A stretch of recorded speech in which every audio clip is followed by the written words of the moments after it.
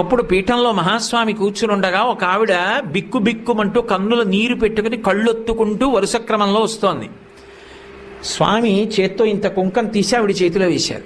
ఆవిడ తీసుకోకుండా చెయ్యి వెనక్కి తీసేసుకొని కళ్ళ నీళ్లు పెట్టుకుని పక్కకి వెళ్ళిపోయింది. అందరూ వచ్చి అయ్యో అయ్యో అయ్యో మహాస్వామి చేత్తో కుంకం ఇస్తే పుచ్చుకోవా, ఇంతకన్నా అన్యాయం ఉందా, పుచ్చుకోమ్మా అన్నారు.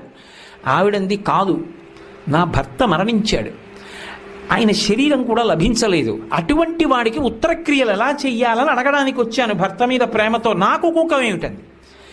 అమ్మా కాదు, ఆయన చేత్తో ఇచ్చారంటే ఏదో ఉంది, త్రికాలవేది, పుచ్చుకో అన్నారు. కాదనలేక ఆవిడ చేయి చాపింది. కుంకం వేసి చూసి అన్నారు, అమ్మా నువ్వు సుమంగళివమ్మా, నీ భర్త బ్రతికున్నాడు, నీ భర్త తిరిగి వస్తాడు, బొట్టు పెట్టుకో అని సువాసిని పూజ అవుతోంది. ఆ సువాసిని పిలిచి ఈవిడ కొప్పులో పూలు తురమండన్నారు. ఆవిడ కొప్పు నిండా మల్లెపూలు